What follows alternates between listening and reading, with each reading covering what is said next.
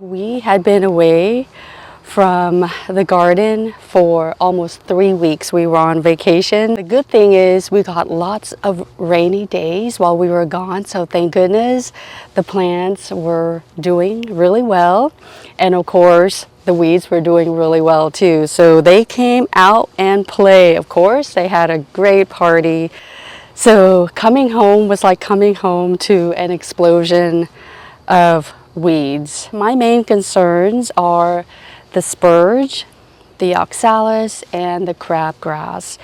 So if you are new to weeding, you want to figure out like which weeds are perennials and which weeds are annuals in your garden. The perennial weeds, just know that they will stay pretty much year-round, and the annual weeds, of course, they, depending on what kind of season they come in, they're good for that season, and then they die off. So in my garden here, the oxalis, I believe it is a perennial. It's not as active in the winter, but it is a perennial as far as I know. And the spurge and the crabgrass, of course, are annuals. Thank goodness, because if the spurge were not to be an annual, oh my goodness, they produce many flowers, and then later on will produce many seeds. So they are all in our lawn already. I was weed eating earlier, and there were some bald spots in the lawn, and they just took over, or they are taking over. So it is here to stay. So I know that you probably think I'm complaining too much about weeds, and it's because I do have a garden that is not filled in yet. In areas where I know that there are more plants, of course, there will be less weeds. So the take-home message always, if you are new, is to pack in as many plants as you can from the beginning. Even if you need to remove them later, it's just good to go ahead and put them in, and you can do edits later, so that way you could deal with less weeds. Of course, everybody deals with weeds. It's just some of us have to deal with more weeds than others. Let me give you an overview. So of course here there are more plants, so less weeds over here. So where there are negative spaces or bare spots, where you could see the mulch, more likely you will have weeds. And the weeds that don't mind whatever mulch you have would be the weeds with tap roots. So the crabgrass, I think it does have a taproot, because it could go through mulch. And I know that the oxalis has a taproot along with the spurge. So all three of them do not care where I have, whichever garden I have, they will just come up. They go through cracks in the asphalt, for example, so they don't mind at all. All right, it is the next day, and finally weeded all the weeds that I could find last evening. It was kind of hard to see after a while, so this morning I came and checked on the space, and I was able to find some more, and spent about 2 hours weeding the very front of our driveway, because there were so many weeds that were in the cracks. Grasses, mostly the grasses, the crabgrasses, and the spurge.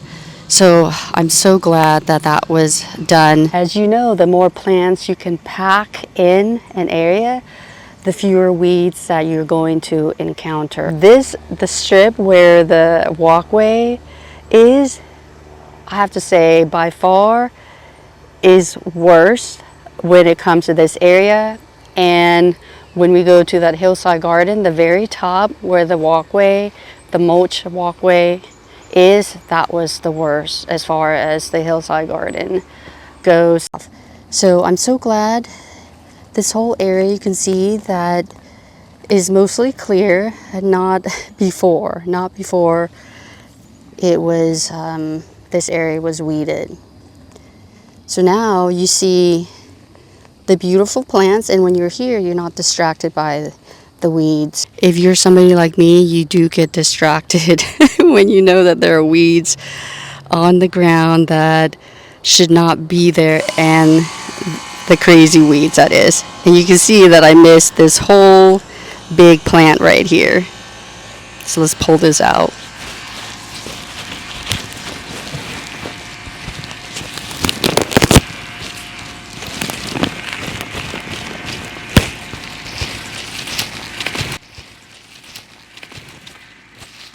We're going to do a chop and drop for this one.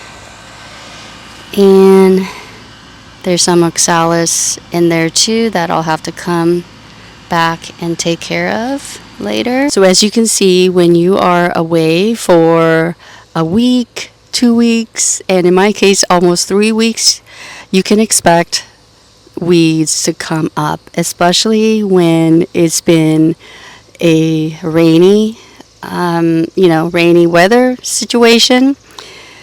So when you come home and you see lots of weeds everywhere, and sometimes, trust me, you get overwhelmed.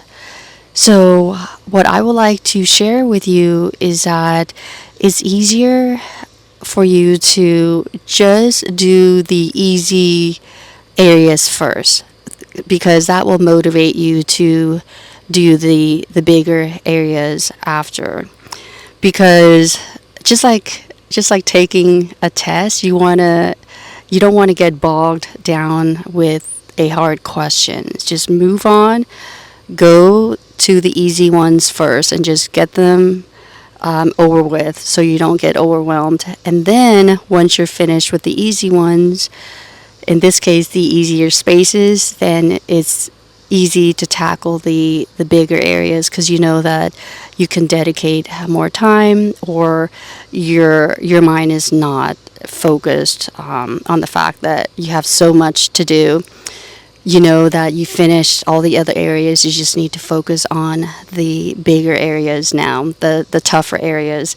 And also know that know your weeds, of course. I would say, tackle the perennials first and then the annuals, unless the annuals happen to be ones that are very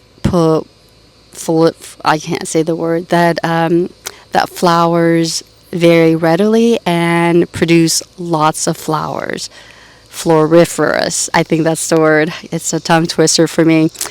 So you want to tackle annuals that are going to produce so many seeds. So I would say tackle that first, even if it's an annual, and then you can work on the less. Start from the most aggressive to the least aggressive, and just know the ones that are in flower are more. They are more in urgency than the ones that have not produced flowers yet, whether or not they are annuals or perennials. I hope that makes sense. But I think you know your garden better, and you know your weeds, so I know that you'll do the right thing. So anyway, I know that this may be kind of a boring video, but I hope you were able to find something helpful, and hopefully you find something enjoyable too. If you're new to this channel, my name is Terry. Welcome to my channel. If you are a returning subscriber or viewer, thank you for coming back. And with that, thank you so much for watching this video. And until the next one, I hope you take care. Bye for now.